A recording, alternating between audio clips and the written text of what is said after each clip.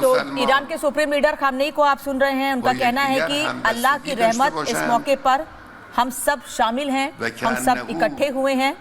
Khamenei वहां मौजूद लोगों को संबोधित कर रहे हैं। दरअसल ये सभी लोग जनाजे में शामिल होने के लिए पहुंचे हुए हैं कोने कोने से ईरान की राजधानी तेहरान में, और एक बहुत बड़ी संख्या है लोगों की जो अंतिम विदाई नसरुल्लाह को देने के लिए पहुंचे हुए हैं। और इस दौरान लोगों को संबोधित करते हुए खामनेई कह रहे हैं, मुसलमान आपस में अगर एक दूसरे से मोहब्बत करें, अल्लाह के बताए रास्ते पर हमेशा चलना चाहिए। लोगों को संबोधित करते हुए खामनेई तेहरान में ये बात कह रहे हैं कि अल्लाह की रहमत इस मौके पर हम सब शामिल हैं, इकट्ठे हुए हैं। मुसलमान आपस में अगर एक दूसरे से मोहब्बत करें, अल्लाह के बताए रास्ते पर हम सबको हमेशा चलना चाहिए। और मेहमान लगातार जुड़े हुए हमारे साथ मेजर जनरल संजय सोई, मेजर जनरल संजय मैस्टन और ग्रुप कैप्टन यूके देवनाथ हमारे साथ जुड़े हैं। मेजर जनरल मैस्टन, आप अगर कुछ समझ पा रहे हैं इसमें से कुछ बातें मैंने बताई हैं, अगर आप हमें कुछ समझा सकें कि क्या कहने की कोशिश है खामनेई के लोगों को। देखिए, जो कहने की कोशिश है वो साफ है कि बेसिकली उनका फोकस है दुनिया के तमाम मुसलमानों के ऊपर कि हम सारे एकजुट हो जाएं और प्यार से रहें और हमारे अंदर एकता होनी चाहिए। बिल्कुल सही बोल रहे हैं, लेकिन सवाल उठता है क्या यही ईरान में जो खुमैनी है, इन्होंने अपनी जनता को किस प्रकार रखा हुआ है? क्या उनसे प्यार करते हैं? पिछले साल मेरे ख्याल 500 से 600 लोगों को तो फांसी पे चढ़ाया गया। लेडीज़ के खिलाफ कितने अत्याचार किए गए हैं। तो वही है जो एक कुरान को बोल रहे हैं, सही बात बोल रहे हैं कि प्यार होना चाहिए। तो अगर प्यार होना चाहिए तो फिर ये जो इन्होंने अटैक करवाया है इजराइल के ऊपर 7 अक्टूबर को, वो तो कुरान में कहीं नहीं लिखा है कि आप इस प्रकार अटैक करवाइए। हर चीज़ डायलॉग और डिप्लोमेसी के थ्रू होनी चाहिए। पूरा विश्व यही बोल रहा है। तो एक तरफ आप टेररिज्म, कहीं नहीं लिखा है कुरान में, मैंने खुद पढ़ी है कुरान, कहीं टेररिज्म के बारे में नहीं लिखा है कि टेररिज्म किया जाएगा। तो ये गलत बोलते हैं। चाहते वो हैं कि ये होना चाहिए, लेकिन जो बोल रहे हैं कि प्यार, एकता, पूरे मुसलमान क्यों, पूरा विश्व का भाईचारा एक होना चाहिए। तो मेरे को लगता है ये खोखले स्टेटमेंट्स हैं, सिर्फ दिखाने ही कदम उठाए गए हैं को लिए। और वो ये बार बार एक धर्म का शब्द क्यों इस्तेमाल किया जा रहा है? धर्म का शब्द मैं रोकूंगी सर आपको। इन्होंने एक और बात कही है कि बस अब एक ही रास्ता है, हम एकजुट रहें। मतलब क्या है इसका मतलब? एकजुट रहना आपने भी कहा, अच्छी बात है, लेकिन एक ही रास्ता है मतलब क्या? मैसन सर, हाँ, एक ही जुट जो बोल रहे हैं कि सारे ये बेसिकली धर्म युद्ध की लड़ाई करवाने की वो बात कर रहे हैं, जिसको मैं अभी बोल ही रहा था। लोगों की भावनाओं से खेलकर वो आप कराना चाहते हैं। आप मेरे को बताइए, यही ईरान ने इस इराक के साथ 7 साल की लड़ाई की। यही ईरान ने पाकिस्तान के ऊपर थोड़े दिन मेरे ख्याल 5-6 महीने पहले मिसाइल ठोकी। यही पाकिस्तान ने वापस इनके ऊपर ठोकी। सूडान में कौन लोग लड़े आपस में? ये जो हुतीज हैं और ये हिजबुल्लाह हैं, ये किन्होंने ये सारे टेररिस्ट ऑर्गेनाइजेशन पाले हैं? ये खोमनी ने। आप बताइए कि अगर ये बोलते हैं कि हमारा स्टेटेड एम है इजराइल को ख़त्म करना, जू धर्म को या ज़ायनिज़्म को ख़त्म करना, ये कोई एम है? ये तो कोई एम हो ही नहीं सकता। ये तो हिटलर का एम था, जिस प्रकार उससे बोला था कि ये सारे जूस को ख़त्म करो।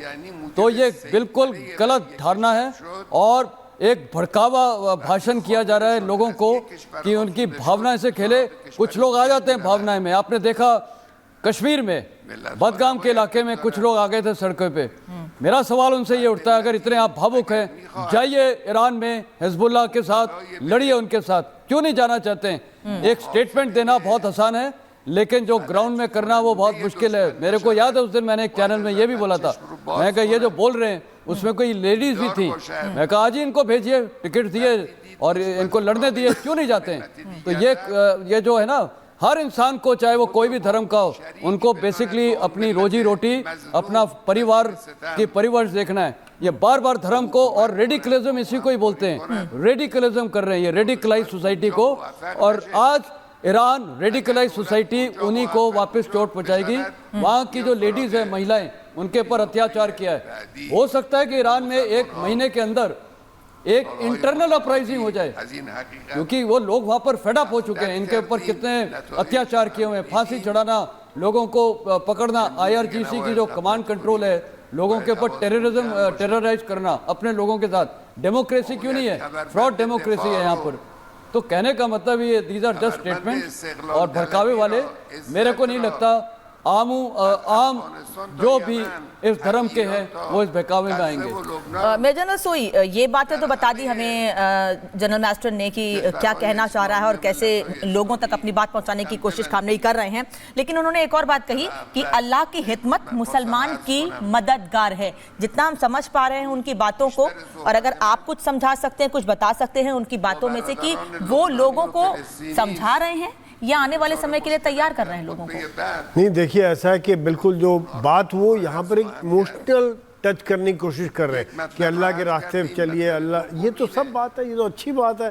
कोई भी अगर इस तरह की बात करेगा तो नेचुरल सब लोग सुनेंगे। आज इन्हें ये मौका मिला हुआ है कि लाखों लोगों को फिजिकली संबोधन करना, साथ साथ करोड़ों लोगों को वर्चुअली, ऑनलाइन, सोशल मीडिया, आज हम टीवी पर हम भी दिखा रहे हैं, भारत के तकरीबन सभी चैनल, दुनिया के ज़्यादातर चैनल इस समय में ये भाषण को प्रसारित कर रहे होंगे, और ये वो मौका नहीं छोड़ना चाहते, क्योंकि यहाँ पे ईरान की जो गिरती हुई साख है, किस प्रकार से इनकी जो पिटाई हुई है, हमास की पिटाई हुई, हिजबुल्लाह की पिटाई हुई, और ये लोग को समझ नहीं आता क्या करें। यही कारण है कि जो इन्होंने मिसाइल अटैक किया, तो आज ये उस चीज को भी जस्टिफाई करेंगे। आज ये इकट्ठा रहने की, मुस्लिम वर्ल्ड को इकट्ठा करने की बात कर रहे हैं, लेकिन क्यों हो मुस्लिम वर्ल्ड इकट्ठा?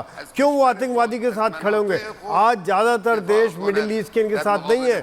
बात करते हैं OIC को इकट्ठे करने की, कहाँ इकट्ठे होते हैं? कितने लोग सामने आए इनके साथ खड़े हुए जब इजराइल के साथ युद्ध हो रहा है? क्योंकि लोग समझते हैं कि हम आतंकवाद के साथ नहीं खड़े हो सकते, हमें अपनी ग्रोथ करनी है, अपने बच्चों को पढ़ाना है, अपने बच्चों को आतंकवादी नहीं बनाना है। जैसे जनरल मास्टर कहते हैं कि ठीक है भाई आप खड़े हो तो जाओ लड़ने कोई नहीं भेजना चाहता है। आज सब लोग अपनी भलाई चाहते हैं, और मिडिल ईस्ट के कई देश, चाहे वो UAE हो, सऊदी अरेबिया हो, ओमान हो, कतार हो, और भी कई देश, वो इन पचड़ों में पड़ना ही नहीं चाहते और ये इन चीज़ों से न्यूट्रल रहना चाहते हैं।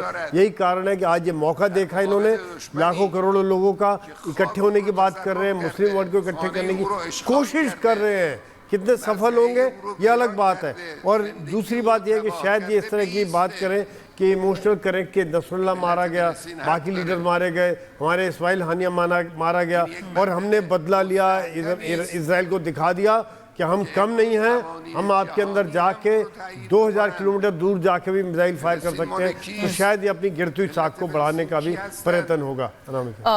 ग्रुप कैप्टन देवनाथ, इजराइल का नाम नहीं लिया है अब तक, लेकिन हाँ ये कहा है कि हमारा दुश्मन ये नहीं चाहता है कि हम एकजुट हों, हमारा दुश्मन हमको अलग करना चाहता है। दुश्मन मतलब क्या? मतलब इजराइल। बहुत ही छुपा हुआ इनका मैसेज है जब वो बोलते हैं कि दुनिया भर के सब मुसलमान दोस्ती से एक साथ रहें। उसका मतलब है कि वो मुसलमान के जो क्लियर दो धड़े हैं, शिया और सुन्नी, उनको एड्रेस कर रहे हैं। गौरतलब बात ये भी है कि ईरान एक शिया बहुल देश है, और दुनिया के ज़्यादातर सुन्नी देश जो हैं आयतुल्लाह ख़ोमेनी को आमतौर पर फॉलो नहीं करते।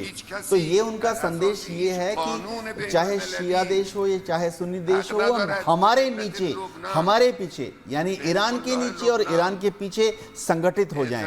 ऐसी कोशिश उन्होंने कई बार की है। पिछले हफ्ते भी उन्होंने OIC की एक मीटिंग करवाने की कोशिश की, ऑर्गेनाइजेशन ऑफ इस्लामिक कोऑपरेशन, लेकिन वो अनसक्सेसफुल रहे इन 57 देशों को एकजुट करने में। एक भी देश उनके समर्थन में सामने नहीं आया। एक और चीज़ जो मैं बताना चाहता हूँ कि आज की तारीख में चीन जो है काफ़ी दुखी है, क्योंकि चीन ने बहुत कोशिश करके दशकों के समय से जो एक शिया सुन्नी के जंग के मातहत ईरान और सऊदी के बीच में जो टेंशन थी, चीन ने 2 साल पहले उस टेंशन को कम करके दोनों को दोस्त बनाने की कोशिश की थी।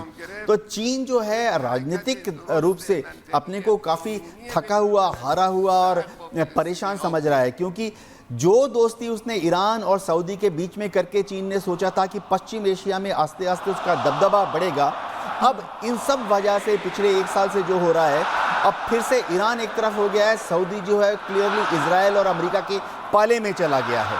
तो आज का जो भाषण है, इसका मेन टारगेट ऑडियंस वर्ल्ड में शिया कम्युनिटी। दफाع جانانه لبنانی‌ها از مردم فلسطین هم مشغول همین حکم است، اون هم قانونی است، اون هم معقول است، منطقی است و مشروع است و کسی حق ندارد دفاع از اونها انتقاد کنه که چرا شما در این دفاع وارد شدید. کار درخشان نیروهای مسلح ما. तो क्या बड़ी बातें ये आपको लगातार हम बता रहे हैं। खामनेई का कहना है कि मुसलमानों के खिलाफ साजिश रची जा रही है, साजिश करते रहते हैं, ये दुश्मन इस्लाम है। ये भी कहना है खामनेई का कि अगर ये मुसलमान के खिलाफ